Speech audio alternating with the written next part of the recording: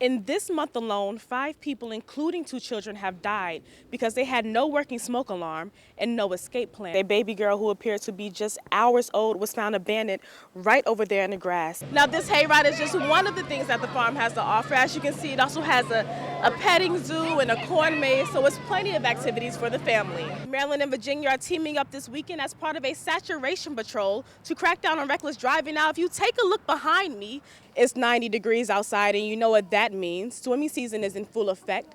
As you can see, the kids are already in the pool enjoying themselves. It's an exciting time for the Maryland State Police. This is the new chopper that they just introduced. It's supposed to be new and approved with new technology. Now you can see people are still back here enjoying the line dances, and let me tell you, they have been dancing for at least 30 minutes, and they have yet to get tired. Police say the woman was walking on this wooden trail when a man jumped out and sexually assaulted her in broad daylight. The family of Lan Doe broke down in tears of disappointment inside the courtroom when the judge sentenced Barry Louie, the man that brutally murdered their loved one, to only 30 years in prison and suspended all but 12. AAA projects that over 36 million Americans will travel 50 miles or more this holiday season. Now that's a 1.5% increase from last year's number. With school just starting back, your child may be in one of these a lot more than usual. But is your child's car seat installed properly? Police said that one way to prevent yourself from looking like easy prey to a thief while you're at an ATM machine or simply walking to your car is to make sure that you have your keys in your hand, your phone is easily accessible, and that you're aware of your surroundings so that if something doesn't look right, you can quickly jump in your car, start it up, and drive to safety. Estamos en la lucha! Their voices could be heard across the nation's capital. Multiple members of the Latino community and various immigrant groups marched to the White House with one request. So we are bold enough to ask that the state should show respect for the sanctity of families and compassion for their children, and to stop breaking its unity through deportation, except in cases with extenuating circumstances. Casa de Maryland is calling on the president to cancel programs such as Secure Communities and 287G. The group says both are operated by federal authorities who use racial profiling to criminalize and deport innocent, undocumented immigrants. Police officers knock on the door and show you a picture. You have never seen the person before. The officers ask if you mind if they look inside. You say, sure, come in. Then they proceed to ask your teenage son if he has an ID. Even though he has nothing to do with the guy in the picture and doesn't even look like the guy in the picture. He is arrested for being in the country illegally and eventually deported. Now I ask you, will you trust the police again? Among them is Ana, who says she was pulled over by police for looking Latino. Luego de pasar eso, la policía me transfirió a migración. After this, the police officer arrested me and transferred me to immigration, La cual me dio deportación, y hoy en día todavía estoy luchando por quedarme en este país. I was transferred to immigration and was ordered deported, and right now I'm still fighting my case. A quote that one of the pastors said today was that immigrants are not a problem to be solved, but a blessing to be gained. And as you can see, hundreds of people have marched out here in front of the White House to get that very belief out to President Obama. In Washington, D.C., I'm Latifah Majied, CTV News.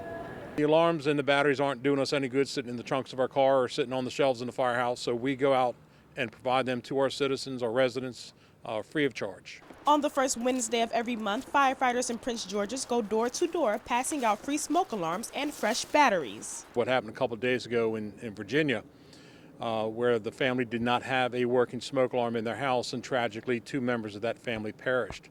So we make it a point to go out throughout the communities and ensure people have working smoke alarms. Members of the fire department knocked and knocked until finally. They are hardwired to the alarm system, but if for whatever reason the alarm system goes down, the power goes out, you would still have working smoke alarms. Luckily in this home, every alarm worked. The one their smoke detectors are all good. As the weather gets colder, it's critical to make sure you have a working alarm because this time of year is when most fires happen. A high percentage of our fires during the cold winter months are a result of people trying to stay warm, whether it's fireplace or turning up the furnace, breaking out the space heaters, what have you. That's where the majority of our fires start. Brady says that just like detectors, carbon monoxide alarms are equally important because unlike smoke, CO is odorless and invisible. There's no way to determine if you have CO in your home other than you becoming very sick, possibly dying, or having a working carbon monoxide alarm. In Upper Marlboro, I'm Latifah Majied, CTV News.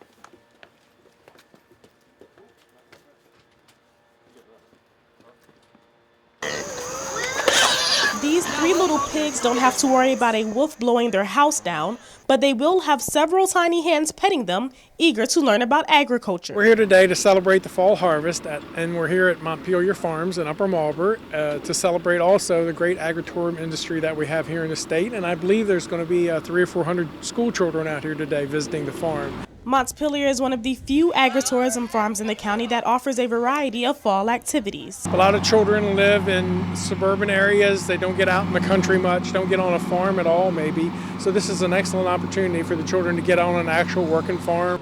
Now this hayride is just one of the things that the farm has to offer. As you can see, it also has a petting zoo and a corn maze, so it's plenty of activities for the family. The owner of the farm says he wasn't expecting his farm to be this big, but each year they add more activities. Started in 2008, opening up the corn maze to the public, doing educational field trips.